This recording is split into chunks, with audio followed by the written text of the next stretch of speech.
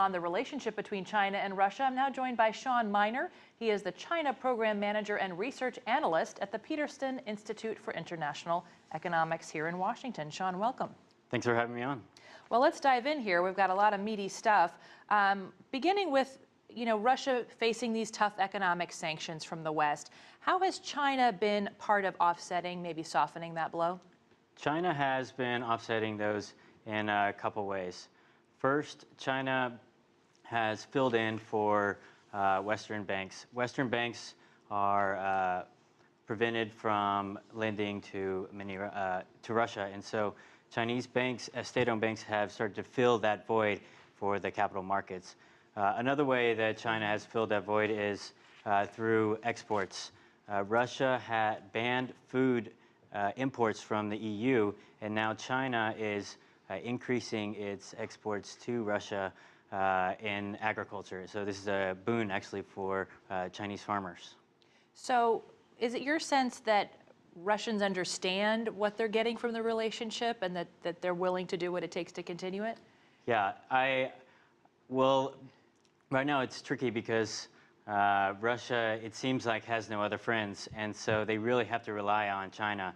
And so that dynamic isn't very good for their negotiating position and for their foreign policy. And so Russia has kind of backed itself into a corner, and so we'll kind of see how that plays out.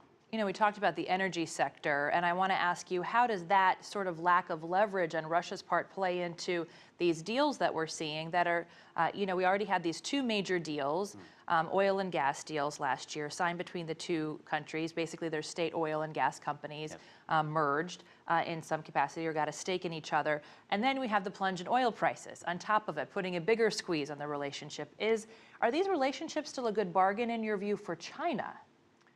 China is in a very strong position, and there are several reasons. I'll go over why that is. First of all, Russian gas exports have actually decreased last year, and so also given its weak economy, its economy right now is predicted to decrease by 4% this year. Russia's economy. Russia's economy.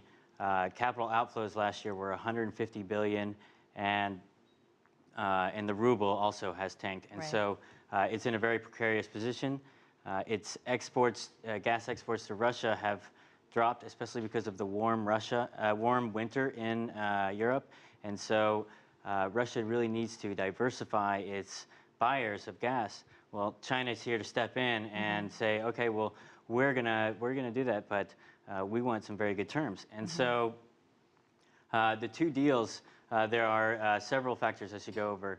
Well, but the issue of being a good bargain for China, they may be in a better leverage position vis-a-vis Russia, but the price of oil has been cut in half.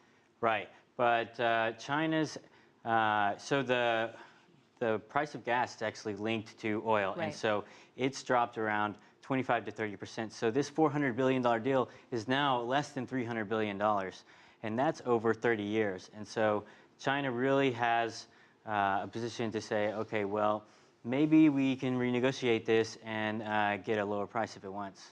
Now, what about these pipeline projects? We know that there's been a delay, it looks like, for both of them.